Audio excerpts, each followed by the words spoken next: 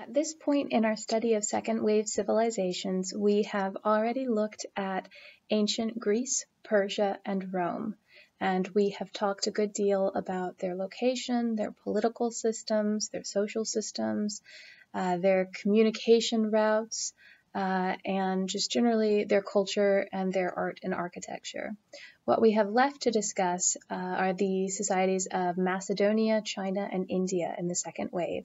And remember that the time period we are discussing, the time frame is 500 before the Common Era through 500 of the Common Era. The Macedonian takeover of Greece, led by its king Philip II, finally accomplished by 338 BCE what the Greeks themselves had been unable to achieve.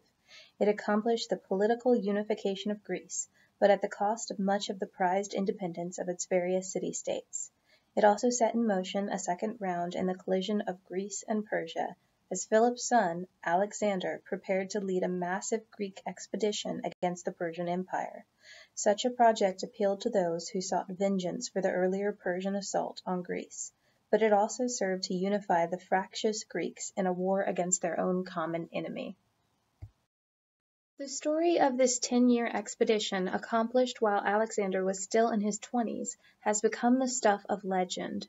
Surely it was among the greatest military feats of the ancient world in that it created a Greek empire from Egypt and Anatolia in the west to Afghanistan and India in the east.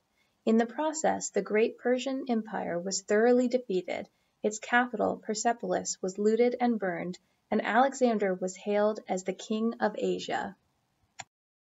In Egypt, Alexander, then just 24 years old, was celebrated as a liberator from Persian domination, was anointed a pharaoh, and was declared by Egyptian priests to be the son of the gods. Arrian, a later Greek historian, described Alexander in this way. His passion was for glory only, and in that he was insatiable. Noble indeed was his power of inspiring his men, of fulfilling them with confidence, and in the moment of danger, of sweeping away their fear by the spectacle of his own fearlessness.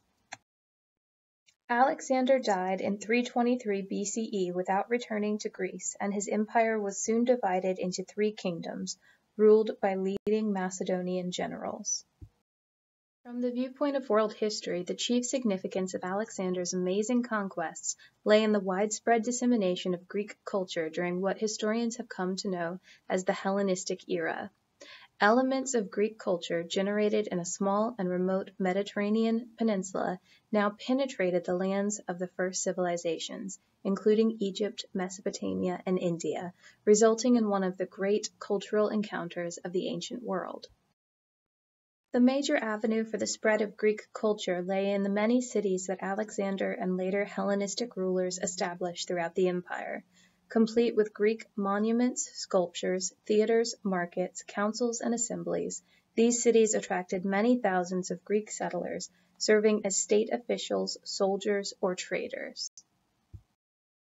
Alexandria in Egypt, the largest of these cities with 500,000 people, was an enormous cosmopolitan center where Egyptians, Greeks, Jews, Babylonians, Syrians, Persians, and many others rubbed elbows. A harbor with space for 1,200 ships facilitated long-distance commerce. Greek learning flourished thanks to a library of some 700,000 volumes, and the museum, which sponsored scholars and writers of all kinds. Cities such as Alexandria were very different from the original city-states of Greece, both in their cultural diversity and in the absence of the independence so valued by Athens and Sparta in the past. Now they were part of large conquest states ruled by Greeks, the Ptolemaic Empire in Egypt and the Seleucid Empire in Persia. These were imperial states which, in their determination to preserve order, raise taxes, and maintain the authority of the monarch, resembled the much older empires of Mesopotamia, Egypt, Assyria, and Persia. Macedonians and Greeks, representing perhaps 10% of the population in these Hellenistic kingdoms, were clearly the elite and sought to keep themselves separate from non-Greeks. In Egypt, different legal systems for Greeks and native Egyptians maintained this separation. Periodic rebellions expressed resentment at Greek arrogance, condescension, and exploitation. Yet the separation between the Greeks and native populations was by no means complete, and a fair amount of cultural interaction and blending occurred. Alexander himself had taken several Persian princesses as his wives, and actively encouraged intermarriage between his troops and Asian women. In both Egypt and Mesopotamia, Greek rulers patronized the building of temples to local gods and actively supported their priests. A growing number of native people were able to become Greek citizens by obtaining a Greek education, speaking the language, dressing appropriately, and assuming Greek names. In India, Greeks were assimilated into the hierarchy of the caste system as members of the Kshatriya or the warrior caste, while in Bactria a substantial number of Greeks converted to Buddhism, including one of their kings, Menander. A school of Buddhist art that emerged in the early centuries of the Common Era depicted the Buddha in human form for the first time, but in Greek-like garb with a face resembling the god Apollo. Clearly, not all was conflict between the Greeks and the people of the East. In the long run, much of this Greek cultural influence faded as the Hellenistic kingdoms that had promoted it weakened and vanished by the first century before the Common Era. While it lasted, however, it represented a remarkable cultural encounter born of the collision of two empires and two second-wave civilizations. In the western part of that Hellenistic world, Greek rule would be replaced by that of Romans, whose empire, like Alexander's, also served as a vehicle for the continued spread of Greek culture and ideas. Around the same time, on the other side of Eurasia, another huge imperial state was in the making, China. Here, however, the task was understood differently. It was not a matter of creating something new, as in the case of the Roman Empire, but of restoring something old. As one of the first civilizations, a Chinese state had emerged as early as 2200 BCE, and under the Xia, Shang, and Shu dynasties had grown progressively larger. But by around 500 BCE, this Chinese state was in shambles. Any earlier unity vanished in an age of warring states, featuring the endless rivalries of 7 competing kingdoms. To many Chinese, this was a wholly unnatural and unacceptable condition, and rulers in various states vied to reunify China. One of them, known to history as Shihuangdi from the state of Qin, succeeded brilliantly. That state had already developed an effective bureaucracy, had subordinated its aristocracy, had equipped its army with iron weapons, and enjoyed rapidly rising agricultural output and a growing population. It also had adopted a political philosophy called legalism, which advocated clear rules and harsh punishments as a means of enforcing the authority of the state. With these resources, Shi Huangdi launched a military campaign to reunify China, and in just 10 years soundly defeated the other warring states. Believing that he had created a universal and eternal empire, he grandly named himself Shi Huangdi, which means the first emperor. If you are a fan of martial arts films and have seen Jet Li's movie Hero that came out in 2002, you may have already unknowingly learned about the unification of China. As the storyline goes, the film is set during the period of warring kingdoms, and Jet Li, his character, plays a minor official for the Qin kingdom. He ends up going up against assassins from 5 other kingdoms. But all is not what it seems, and when Li's character succeeds in killing these assassins, higher-level officials wonder who he really is, as no lower-level official would have been able to defeat them. Li's character is then summoned to the palace to tell Emperor Qin the story of his surprising victory. From here, the story takes a deliciously unexpected twist. The entire movie is full of intricately choreographed fighting scenes and visually stimulating imagery. Despite not typically being one for violent films, I do recommend this Quentin Tarantino film to anyone interested in this stage of Chinese history. Unlike Caesar Augustus, Emperor Qin showed little ambivalence about empire. Subsequent conquests extended China's boundaries far to the south into the northern part of Vietnam, to the northeast into Korea, and to the northwest, where the Chinese pushed back the nomadic pastoral people of the steppes. Although the boundaries fluctuated over time, Shi Huangdi laid the foundations for a unified Chinese state, which has endured with periodic interruptions to the very present day. Building on earlier precedents, the Chinese process of empire formation was far more compressed than the centuries-long Roman effort, but it was no less dependent on military force and no less brutal. Scholars who opposed Shihuangdi's practices were executed and their books burned. Aristocrats who might oppose his central policies were moved physically to the capital. Hundreds of thousands of laborers were recruited to construct the Great Wall of China, designed to keep out northern barbarians.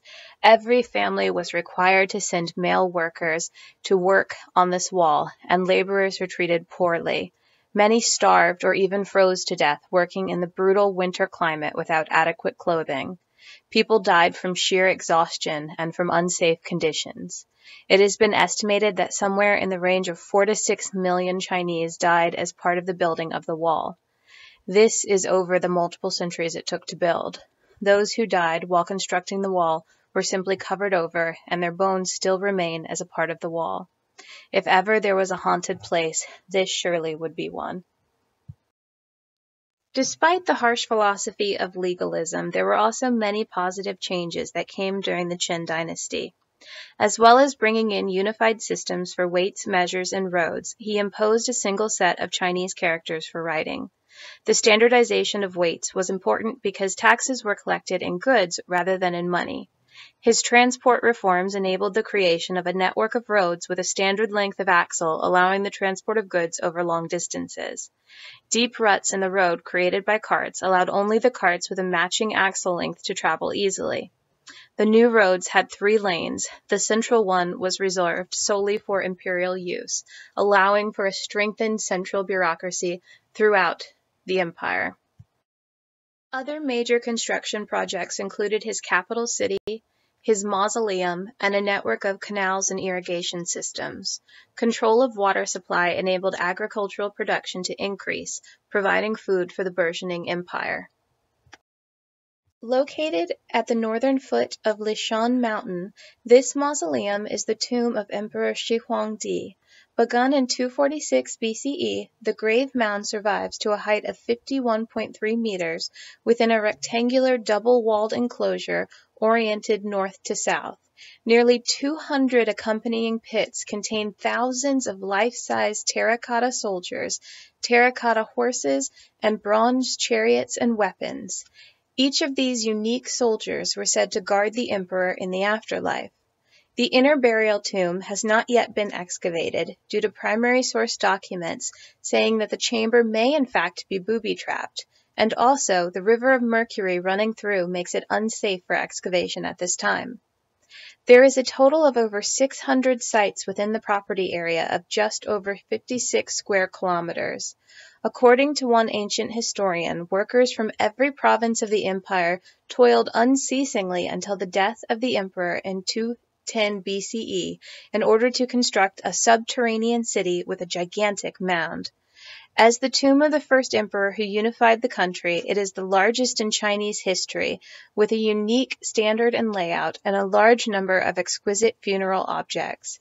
It testifies to the founding of the first unified empire, the Qin dynasty, which wielded unprecedented political, military, and economic power and advanced the social, cultural, and artistic level of the empire. Work on the mausoleum began soon after Emperor Qin ascended the throne, when he was just 13 years old, but its full-scale construction only started after he had conquered the 6 other major states and successfully unified China. The following description comes from the records of the emperor's grand historian. In the 9th month, the first emperor was interred at Mount Li. When the first emperor first came to the throne, the digging and preparation work began there. Later, when he had unified his empire, 700,000 men were sent there from all over the empire. They dug through 3 layers of groundwater and poured in bronze for the outer coffin. Palaces and scenic towers for 100 officials were constructed, and the tomb was filled with rare artifacts and wonderful treasures. Craftsmen were ordered to make crossbows and arrows, primed to shoot at anyone who enters the tomb. Mercury was used to simulate the 100 rivers and the Great Sea, and set to flow mechanically. Above were representations of the heavenly constellations, below the features of the land. As you can see, each of the terracotta soldiers, horses, carriages, acrobats, and other figurines are stunning for their unique details and their lifelike appearance.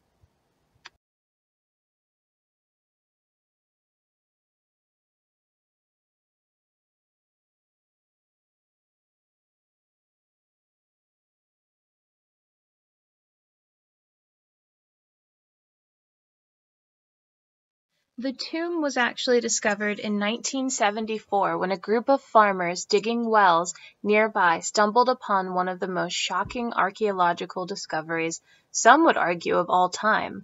The life-size terracotta soldier they dug out of the ground turned out to be just one of an army of thousands, each utterly unique with individual clothing, hair, and facial features. For almost 4 decades, archaeologists have been excavating the site. So far, they've uncovered about 2,000 clay soldiers, but experts estimate there are more than 8,000 in total.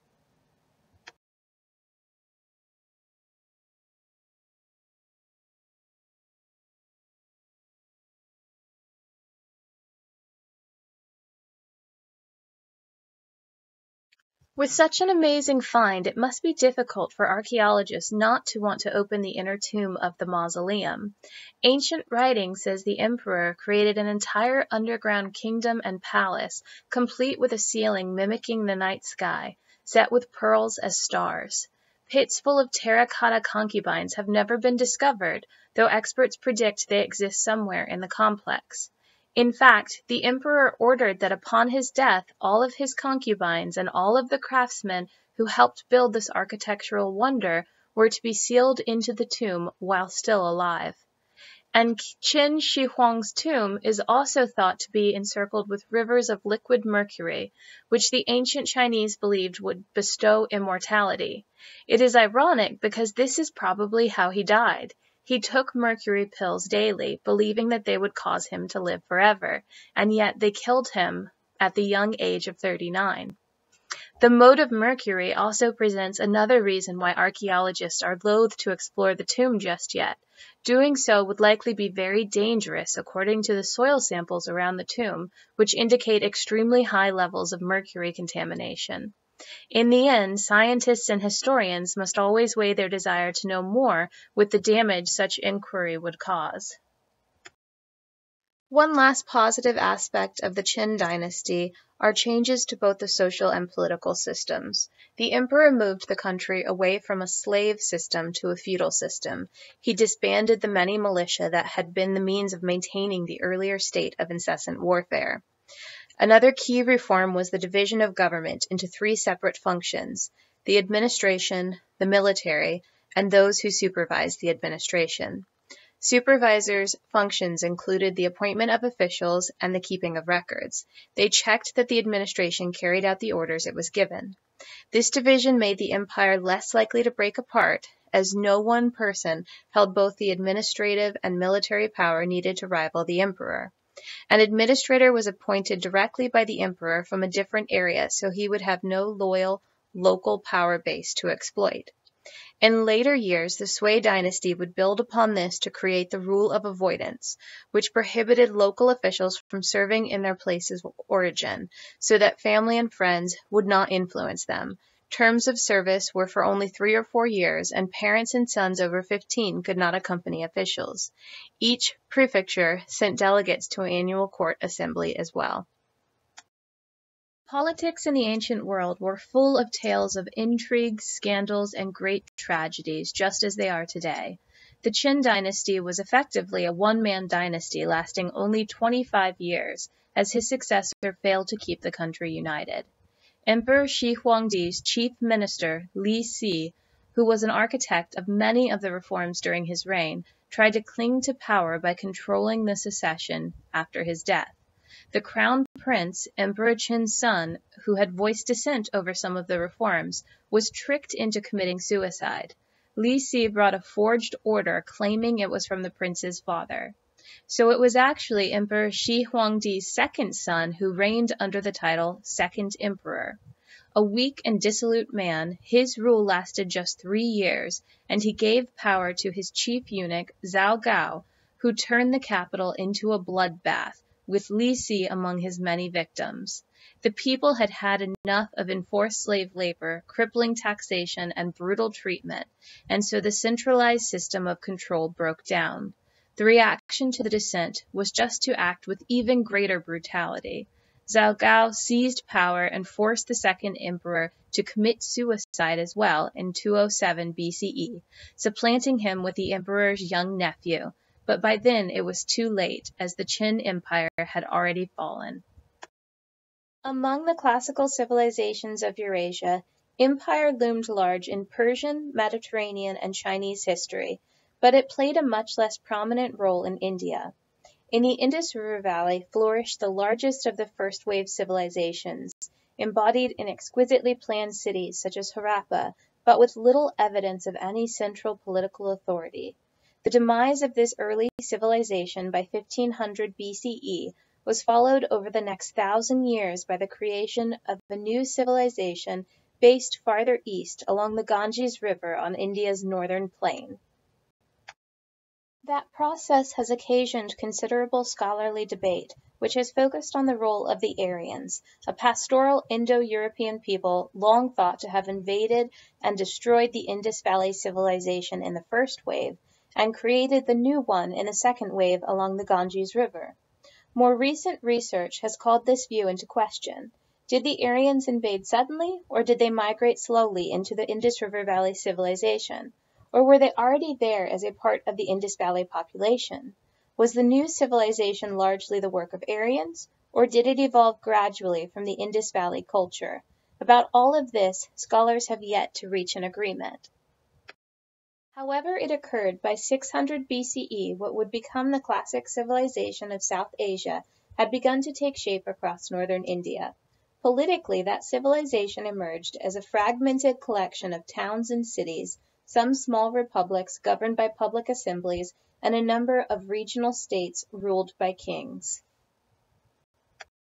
An astonishing range of ethnic, cultural, and linguistic diversity also characterized this civilization, as an endless variety of peoples migrated into India from Central Asia across the mountain passes in the northwest. These features of Indian civilization, political fragmentation, and vast cultural diversity have informed much of South Asian history throughout many centuries, offering a sharp contrast to the pattern of development in China. What gave Indian civilization a recognizable identity and character was neither an imperial tradition nor ethno-linguistic commonality, but rather a distinctive religious tradition, known later to outsiders as Hinduism, and a unique social organization, the caste system. We will speak more about both the social organization and religious system in later lectures when we talk about the birth of major worldviews and religions, as well as race, social hierarchy, and the caste system in the second wave empires. Nonetheless, empires and emperors were not entirely unknown in India's long history. Northwestern India had been briefly ruled by the Persian Empire and then conquered by Alexander the Great. These Persian and Greek influences helped stimulate the first and largest of India's short experiments with a large-scale political system, the Mauryan Empire, which encompassed all but the southern tip of the subcontinent. The Mauryan Empire was an impressive political structure equivalent to the Persian, Chinese, and Roman empires, though not nearly as long-lasting.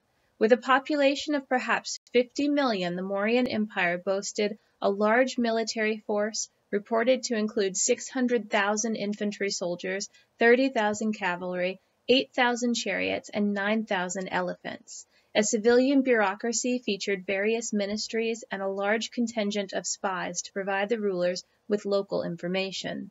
The state also operated many industries. Among these industries were spinning, weaving, mining, shipbuilding, and armaments. The complex apparatus was financed by taxes on trade, on herds of animals, and especially on land, from which the monarch claimed a quarter or more of the crop. Mauryan India is perhaps best known for one of its emperors, Ashoka, who left a record of his activities and his thinking in a series of edicts carved on rocks and pillars throughout the kingdom.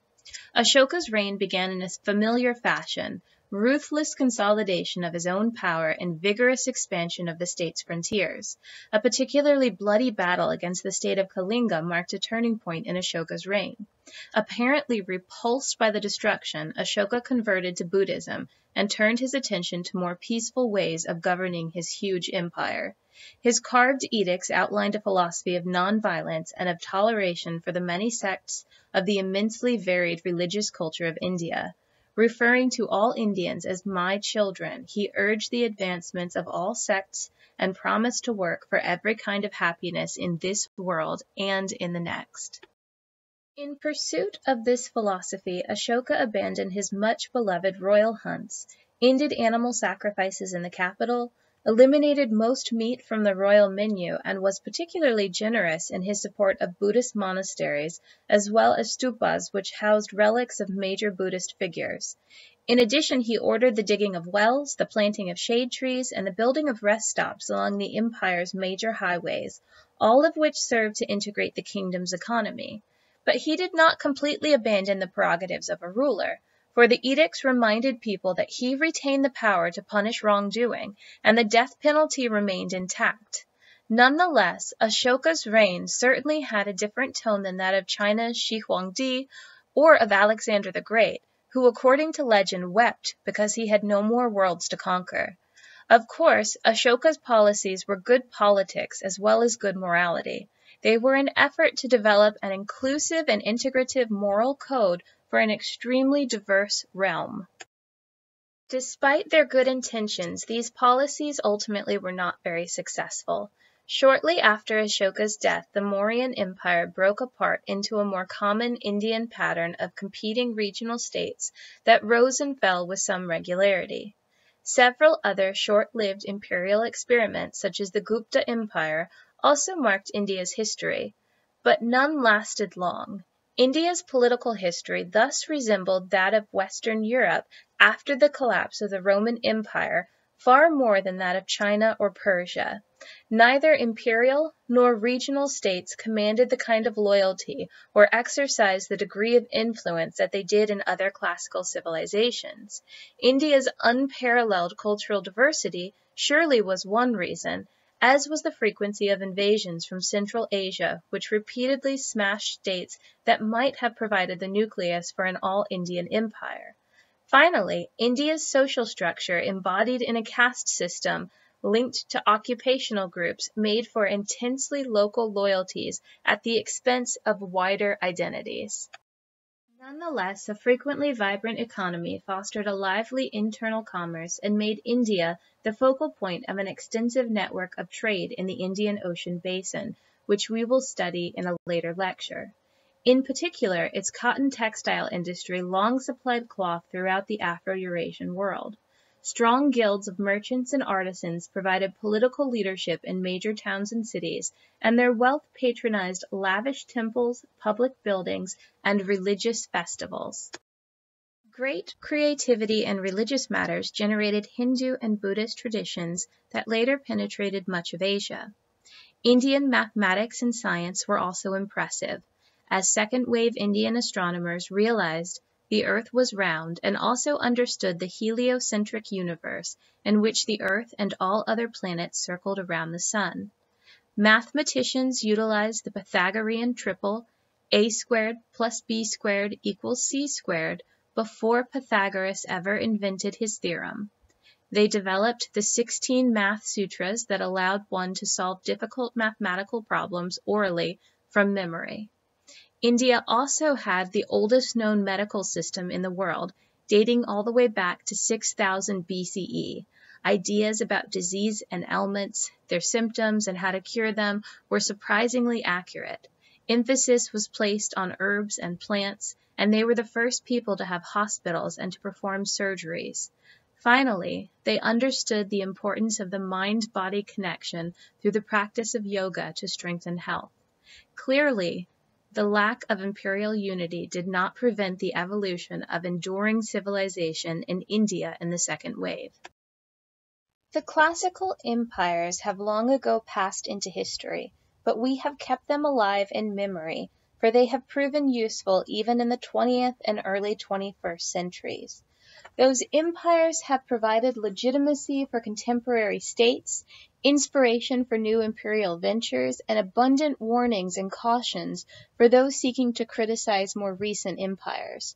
For example, in bringing communism to China in the 20th century, the Chinese leader Mao Zedong compared himself to Emperor Shihuangdi, the unifier of China and the brutal founder of its Qin dynasty. Reflecting on his campaign against intellectuals in general and Confucianism in particular, Mao declared to a Communist Party conference, quote, "Emperor Qin Shihuangdi was not that outstanding. He only buried alive 460 Confucian scholars. We buried 460,000 Confucian scholars.